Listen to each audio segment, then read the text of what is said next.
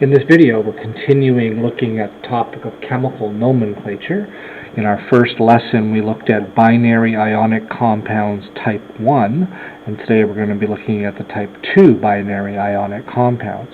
We'll start with a quick review, though, of the first type before we move on. When you hear that big, long phrase, it's probably kind of intimidating, but let's break it down.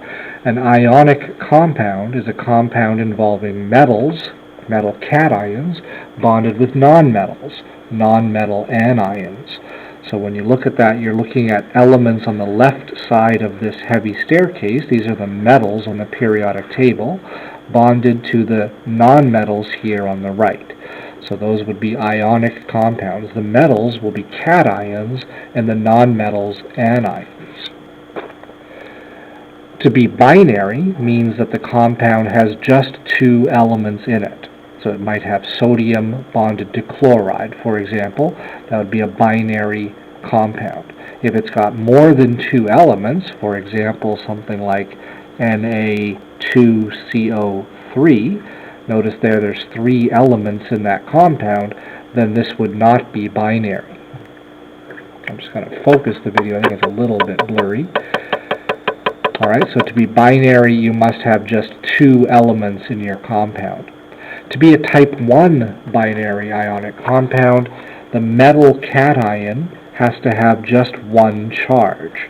When we look at the alkali metal family, we know that these guys here are metal cations with charges of +1. The alkaline earth family are metal cations with charges of +2. Over on the right, aluminum and gallium, indium, these have charges of +3. In the middle of the table, the transition metals, there are many examples of ions, metal cations, which have more than one charge. Titanium has two charges, vanadium, chromium, manganese, iron, cobalt, nickel, copper, palladium, platinum, gold. You can see there's a lot of them there that have more than one charge. Even over here in this family, tin and lead, there's two charges there as well. So those are going to be type 2 cations. In type 1, the metals always have just one possible charge. Notice that in the transition metals, zinc, silver, cadmium would be type 1 cations because they've got just one charge. So in a type 1 binary ionic compound, there's a metal cation bonded to a nonmetal anion, just the two elements, binary, and the metal has one possible charge. Here are some examples. Pause the video and see if you can take the examples on the left and write formulas for them. Then the examples on the right, create proper names for those. So potassium oxide. Potassium is an alkali metal. Its symbol is K, and its charge would be +1. I know that because I've memorized the alkali metals have charges of +1 when they're ions. You could also see it on page 6 in your data booklet. Here's potassium with a charge of +1. At the beginning of learning this, it's okay to look at page 6 quite often, but eventually you'd like to have these things memorized so you don't have to rely on a data booklet. Oxide is an anion, O, with a charge of 2-, and again, that's found on page 6 in the data booklet. Now remember that when you're naming these things, the cation's name is the same as the element name. So K+, potassium, is the same name as just neutral potassium atoms. But the nonmetal anion, its name changes from oxygen in this case to oxide. So the ending becomes IDE when you're naming ionic compounds. Now when you put these two together to make your formula, you look at the charges and you see that the potassium's charge is only 1 positive, while the oxide's charge is 2 negative. When we write a formula, we need those charges to cancel, and right now they don't. There's more negatives than positives. But notice if instead of one potassium ion, we used two of them, now we have 2 positives and 2 negatives. So now the charges cancel out. Writing the formula, because we have 2 potassiums, we'd write K2 and 1 oxide, O. You always put the cation's formula first and then the anion. And the same in the name, the cation comes before the anion, so potassium oxide. Let's go down to maybe a little bit harder one. At the bottom of the second from the bottom, gallium oxide. Gallium is in the same column on the table as aluminum, and I remember that aluminum's charge is 3+, so gallium is going to be Ga 3 positive. Oxide, we just saw a moment ago, is O2 negative. Now, again, these charges don't cancel, 3 positives and 2 negatives. We've got too many positives. So one way to look at this would be to say, well, what's the lowest common multiple of 3 and 2? The answer would be 6. So to get 6 positives, we would need 2 of these galliums. They're each 3 positives, so 2 of them would give me 6 positives. And to get 6 negatives, we would need 3 of the oxides, because they're each 2 negative. So 3 and 2, the lowest common multiple was 6. To get 6 positives, we use 2 galliums. To get 6 negatives, we use 3 oxides. So now the formula of gallium oxide would be Ga subscript 2, O subscript 3. 2 galliums, 3 oxides in that formula. Writing the names is a little bit easier, but it's important to remember a very first step when you're writing a name, and that's to figure out what kind of compound we're looking at. In every one of these examples, you'll notice that we have a metal bonded to a nonmetal. I know that, for example, potassium, K, is on the left side of the periodic table, so it's a metal, and nitrogen is over on the right side of that staircase, it's a nonmetal. So since I see a metal bonded to a nonmetal, I'm convinced that we're looking at an ionic compound. In fact, just 2 elements, a binary ionic compound. Looking at potassium, I know that it has just 1 charge, so this potassium is type 1. Therefore, to write the name, it's very simple. Just name the cation and then name the anion. So the cation here is potassium. And the anion, we remember to change the ending of its name, so nitrogen becomes nitride. Potassium nitride is the name of that compound. Underneath it, we see again an ionic compound, a metal bonded to a nonmetal. It's binary, just the 2 elements.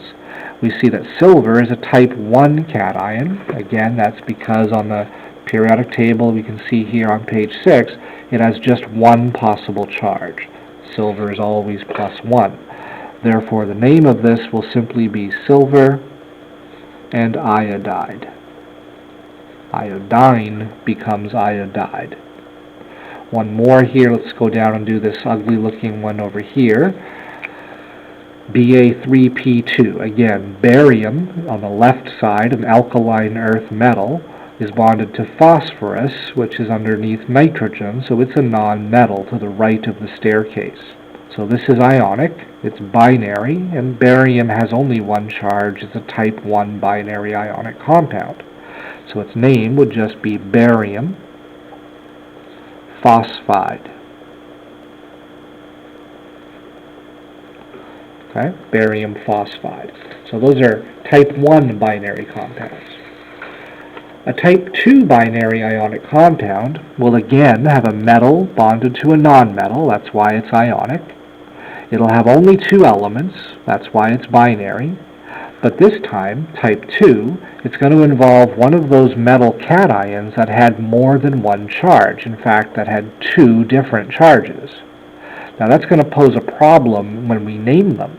For example, Fe2+ and Fe3+. These are found again on page 6 in your data booklets, the different charges, and you should try your best to learn these as quickly as possible to make it easier. So Fe2+ and Fe3+. We can't call them both iron, right? They're 2 different ions, so we just can't call them iron. We have to be a little more specific. So what we do is we're going to use something called the stock system. The stock system uses Roman numerals, like you see here, to indicate the charge on the ions. It's really important you note that. The Roman numeral beside the name iron, in this case iron 2, is telling me that this iron has a charge of 2 positive. Iron 3 is telling me that the charge on iron is 3 positive. And I need to tell you that in this case because iron has 2 charges. If I just said iron, you wouldn't know which of those I meant. So the name of Fe2+ is not just iron, it's iron 2. The name of Fe3+ is not just iron, it's iron 3. And similarly, we have nickel 2 and nickel 3, cobalt 2 and cobalt 3, and then copper 1 and copper 2, and again, try to memorize these as quickly as you can. Gold 1 and gold 3, and tin 2 and tin 4. Now that system is very straightforward, the stock system, using Roman numerals to indicate the charges, but there was an older system which is still seen nowadays. It's a little more confusing and involves a little bit more memorizing, but you'll still see it, so you should know this. I'll never ask you on one of my tests to use this system. I would prefer that you use the stock system. Now I might throw a special question now and then just to be sure you know this, but I might give you a an older name and expect that you interpret it. In other words, give you an older name, have you translate it to the stock system, and then write a formula. That would be valid. So what is this older name? The older naming system looked at the metal and used the Latin name of the metal as a root, and then added suffixes. For the lower charges, here on the left, the suffix is OUS. For the higher charges on the right, the suffix is IC. So for example, Fe, iron, it gets its Latin name, its symbol from the Latin name, I believe it was ferrum, and so the Fe2+ is called ferrous, Fe2+. The Fe3+ with the higher charge is ferric. All right? Nickel-lus, Ni2+, and nickel-lic, sounds funny, Ni3+. Cobaltus, okay, CO2+, cobaltic, CO3+. Notice in this older system, because you're not telling me the charge with the Roman numeral, I have to remember the charges. When you say cobaltus, I have to think, well, that's cobalt with a lower charge, and then I have to remember that cobalt's lower charge is 2+. In the new system, you would simply say cobalt 2, and I would know you mean cobalt with a charge of 2+. So the older system is a little more complicated. Gold would be named Aurous, Aurous, Aurous for gold 1+, and Auric, Auric, for gold 3+. Tin would be stannous and stannic, and I think I skipped copper. Copper would be cuprous and cupric. Okay, so those are Latin names that you'll have to know, all right, and you have to recognize them. All right, let's jump in and try this.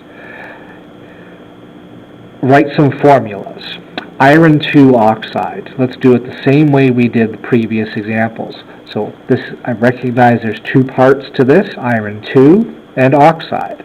Iron 2 is Fe, iron, with a charge of 2+, right? Iron 2 means the 2 positive iron. Oxide, just like we did before, is O2-. Putting those together, we have 2+ and 2-. They cancel, so one of each would give me FeO as the formula.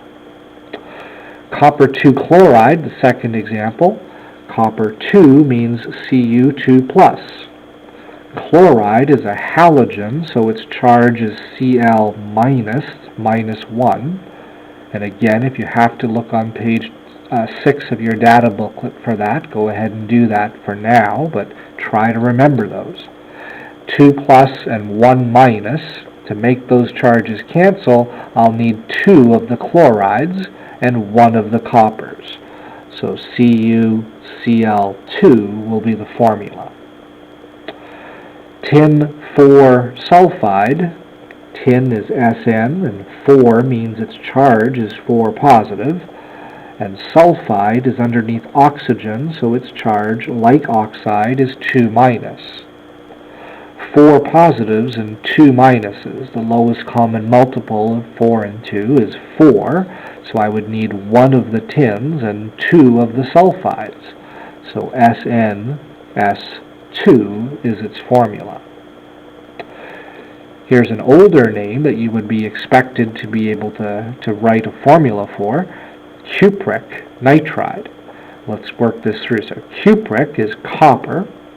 Cupric with an IC means it's the higher charge for copper. Now I've memorized that copper's two charges are +1 and +2, so this must be copper 2+. It's the higher charge. Nitride is N3-, so 2 positives and 3 minuses. The lowest common multiple of 3 and 2 would be 6. So I'm going to need 3 of those coppers, Cu3, and 2 of those nitrides, so N2. So that gives me 6 positives and 6 negatives. Nickel 3 oxide, and please pause the video and try these yourself at this point, and then check by playing the video. So nickel 3 oxide would be nickel 3+ and O2-. So again, we have 3 and 2. We're going to need 2 of the nickels and 3 of the oxides to get 6 positives and 6 negatives. So Ni2 and O3 would be its formula. Ferrous, this is iron, and ferrous, it's the lower charge because the suffix OUS refers to the lower of the two charges. Therefore, this would be Fe2+. I remember iron's two charges are 2+ and 3+, so the lower charge is 2+, and I is a halogen, so I-. Fe2+ and I-, this is an easier one. We need 2 of those negatives to cancel out the 2 positives, FeI2. And finally, cobalt-3 selenide. Cobalt is 3 positive. Selenide is underneath oxygen on the periodic table. It's in the same column as oxygen, so its charge would be 2-. 3 positive and 2-, we need 2 of the cobalts and 3 of the selenides, so CO2Se3. Now let's see if we can go the other way around, write some names. Okay, let's work through this. Fe2O3. The first thing I notice is that this is a metal bonded to a nonmetal, so it's ionic. It's only got 2 elements, it's binary, but a little warning bell goes off when I see Fe because I remember Fe has more than 1 charge. So I'm going to have to say with a Roman numeral what that charge is in the name, just like we saw on these examples on the left. So let's figure this out. Oxide, I know, is 2-, that's its charge. There's 3 of those, so 3 times 2- means we have 6 minuses here with the oxides. There has to be 6 positives to cancel that out. The 6 positives are divided over 2 irons, so each of those irons must be 3 positive. Right? And just double check, 2 times 3 is 6, and 3 times 2 is 6. The positives and the negatives are equal. So this iron is Fe with a charge of 3+.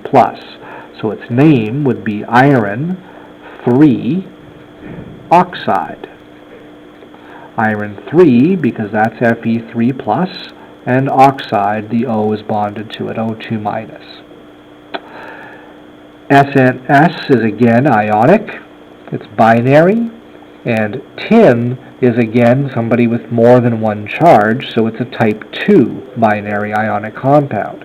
So its name will be tin something, which we'll have to figure out, and sulfide. In the brackets, we have to put the charge of the tin using a Roman numeral. So let's figure it out. Sulfur is underneath oxygen with a charge of 2-. There's only one sulfur and one tin, so this tin must be 2 positive. So the Roman numeral for this will be Roman numeral 2. Tin had 2 possible charges, 2 plus and 4 plus, so that makes sense.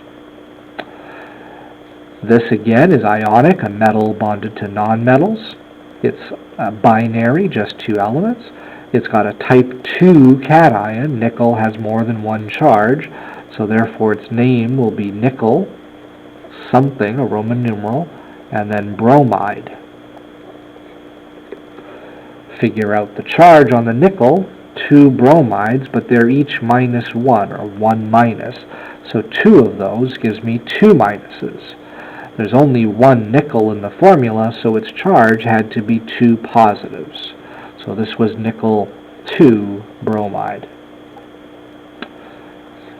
Copper sulfide is again ionic. It's got copper and sulfur, a metal and a nonmetal. It's binary. Copper is type 2. It's got more than one charge. So copper Roman numeral sulfide will be its name. Its proper UPAC name. And so the copper here, let's figure it out. Sulfur we know is underneath oxygen, so 2 minus. There's 1 sulfur and 1 copper, so the copper here is copper 2. So copper 2 sulfide. Pb3P2, again, is ionic, a metal with a nonmetal. It is binary, just 2 elements. And lead has more than one charge, so it's type 2 cation. So lead, Roman numeral, phosphide will be the name. Let's figure out the lead's charge. Phosphorus is underneath nitrogen on the periodic table, so 3 minus is its charge. There's 2 of those, so 2 times 3 minus, there's a total of 6 minuses.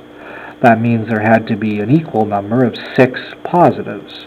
But those 6 positives are divided over 3 leads. So 6 divided by 3, each of the leads here is 2 positive. So lead 2 phosphide. CuBr, again ionic, binary with a type 2 cation, copper. So copper something bromide.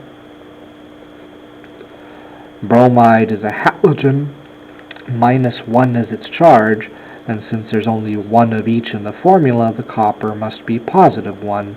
This was copper 1 bromide. And finally, the, again, ionic iron chloride, a metal and a nonmetal.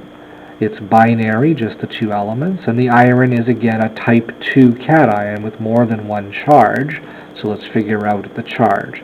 3 chlorides, the chlorides are halogens, so they're each -1. 3 of them gives me -3. There's only 1 iron, so it must be +3, so this was iron 3 chloride. Okay, so notice we recognize that we need a Roman numeral because these metal cations we recognized as being type 2 cations.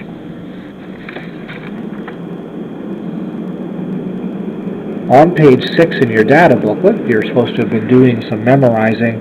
At the top of the page, there were simple ions. A simple ion is an ion with just 1 atom. So these all are just atoms with charges. There were type 1 that have only 1 charge, and type 2 metal cations with more than 1 charge. Down below, there were complex ions, sometimes called polyatomic ions. These, instead of being charged atoms, are charged molecules. So they're groups of atoms that are covalently bound together that together have a charge. All right? A few of them are cations, but by far most of them are anions, negatively charged. And I gave you a list of these to memorize in class, so you would not need to rely on your data booklet as a crutch. So complex ions are molecules that have 2 or more atoms covalently bonded together that have a charge, and they can be cations or anions. Some examples: nitrate is NO3, so 3 oxygen atoms and a nitrogen atom covalently bonded together, so they're sharing electrons, and together those four atoms, that group of atoms, has a charge of -1. Sulfate, SO4, so four oxygens bonded to one sulfur, together that molecule, that group of atoms, has a charge of 2-. Hydroxide is another common complex ion. It's got just two atoms, an oxygen and a hydrogen bonded together, covalently bonded together, and together they have a charge of -1. Alright, so complex ions, charged molecules, and they are usually anions. So let's try writing some formulas, and it's the same idea that we used before, but this time we're using complex ions, and there'll be a tiny little twist we have to throw into our answers. So ammonium chloride. We recognize that when we hear ammonium in the name, that that's one of the complex ions that are on our list of things to memorize. So ammonium I would recognize as being NH4 positive from page 6. Chloride is not a complex ion, right? I recognize that. It's just chlorine with a negative charge. That's why its name is IDE, so Cl minus, it's a halogen. +1 and -1 cancels out, so we need one ammonium and one chloride. The formula will be NH4Cl. Notice that NH4 is one ammonium. That 4 is four hydrogen atoms bonded to nitrogen, and together they composed ammonium. Silver sulfate. Silver is a type 1 cation, so just Ag positive. Sulfate, SO4, it's a complex ion, 2-.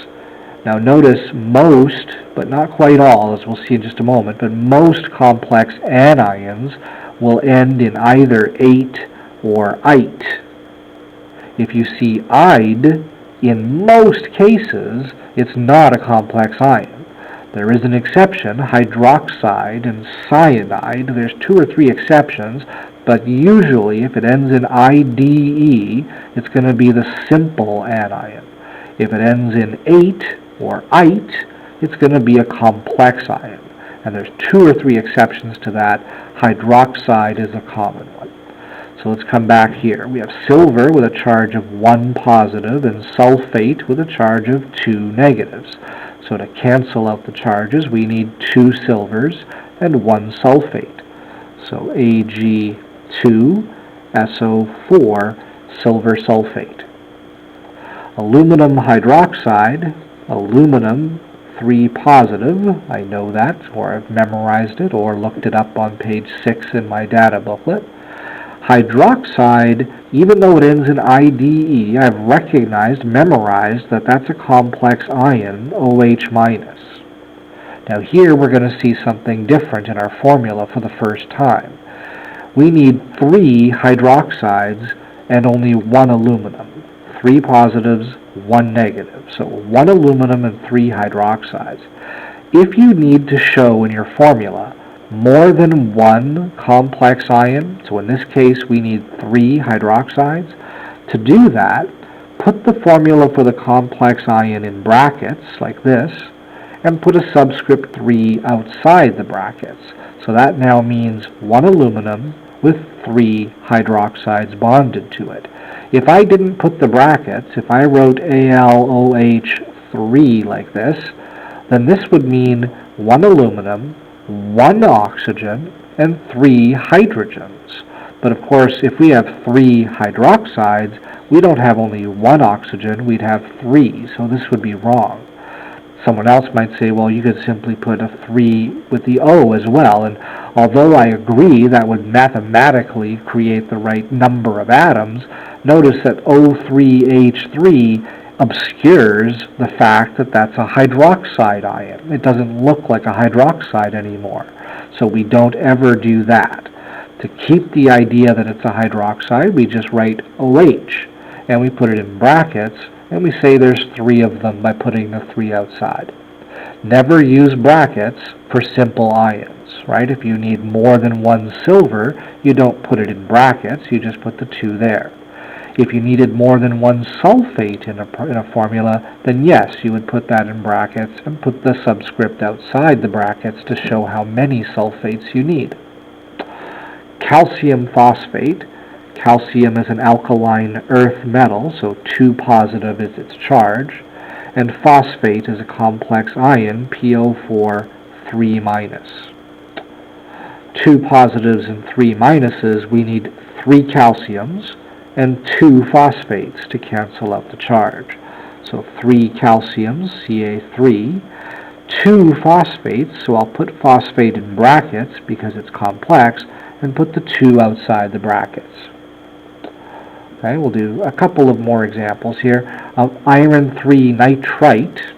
Iron 3, we remember, is because iron has more than one charge, so the 3 is telling me 3 plus for iron instead of 2 plus, which is its other charge. It's type 2 cation. Nitrite, ITE, so this is a complex ion, NO2 minus. In my memorizing, I've memorized that nitrate is NO3 minus. So nitrite is 1 oxygen less than nitrate, it's NO2 minus. 3 positives and 1 negative, we're going to need 3 of the nitrites to cancel out the charge on the iron 3. So Fe, 1 iron, and 3 nitrites, NO2 in brackets with a 3 outside. Copper 2 permanganate. Copper 2 is Cu2 positive, right? Copper is a type 2 cation, just like iron. It's got 2 charges, 1 plus and 2 plus, so this 2 is telling me the 2 plus cation. Permanganate is a complex ion that I've memorized, MnO4 minus. So Cu2 plus and MnO4 minus, I need 2 of the permanganates to cancel out the charge on 1 copper. So 1 copper and 2 permanganates, I'll put them in brackets and put a 2 outside. Ammonium dichromate, ammonium NH4 positive, and dichromate is a complex ion, Cr2O7, 2 minus. Now again, those complex ions are found on page 6 in your data booklet, right? They're organized cations up here, -1 ions here, -2 ions here, okay, and -3 ions here. So they're organized there. The sooner you memorize them, the easier this will be. You can see that I'm getting these formulas very quickly because I've got their names and charges and formulas memorized. So +1 and 2 minus, I need 2 ammoniums and 1 dichromate. So 2 ammoniums, NH4, 2, like that, and 1 dichromate, Cr2O7. Finally, zinc acetate. Zinc is just Zn2+. It's a type 1 cation. Acetate, CH3COO minus is its charge. Now some books and WebAssign may even do this. They may write it instead like this. They may just say there's 2 carbons there, so C2, 3 hydrogens, H3, and 2 oxygens, O2, with a minus beside it. So this is also a way to write acetate. Personally, I don't like that way. I prefer to write it like this, and that's how I'm going to write it all the time. I'll explain why later in class. So 1 negative and 2 positives, you're going to need 1 zinc and 2 of the acetates. All right? Working the other way around, we can go backwards from names to formulas. Okay, so just do 2 or 3 of these and we'll stop. Sodium bicarbonate. Okay, what is its... Actually, this is not the other way around. This is just more examples of formulas to names. Sodium bicarbonate, Na positive. Bicarbonate is the old name, as you see on page 6, for hydrogen carbonate, HCO3 minus. So plus 1 and minus 1, NaHCO3. I need one of each in the formula. Nickel 2 hydrogen sulfide. When I see that name, I think of it as two pieces like this. Nickel 2 is Ni2 plus. Hydrogen sulfide is an ion, a complex ion, HS minus. Two positives and one minus, so I need two of the hydrogen sulfides, NiHS2. And aluminum perchlorate, we'll finish with this one, aluminum Al3 positive, perchlorate ClO4 minus. I need three of the perchlorates to cancel the charge on the one aluminum, so Al and then perchlorate in brackets with a 3 outside. All right? A little bit of an older one at the bottom here, part F, cuprous bisulfate. That's a really old name. Let's see if we can decipher it. Cuprous is copper. It's got the lower charge, so copper's two charges were 1 plus and 2 plus, so the lower charge is copper 1 plus. Bisulfate is the older name for hydrogen sulfate. I remember that sulfate is SO4 2 minus. Hydrogen is H plus, so hydrogen sulfate would be HSO4 1 minus. Plus 1 and minus 1 cancels out, so CuHSO4 is cuprous bisulfate. Its proper name would be copper 1 hydrogen sulfate. Copper 1 is the proper name for cuprous, and hydrogen sulfate is the newer name for bisulfate. So I hope that makes sense. It's a lot in a 40-minute almost video lesson. We've looked here at, looking back on our first page of types of compounds. We've just reviewed today type 1 binary ionic compounds. We learned about type 2, where the metal cation has more than one charge, and we now saw how to deal with complex or polyatomic ions. When we come back to class, we'll look at hydrated ionic compounds, which are the last type of ionic compounds.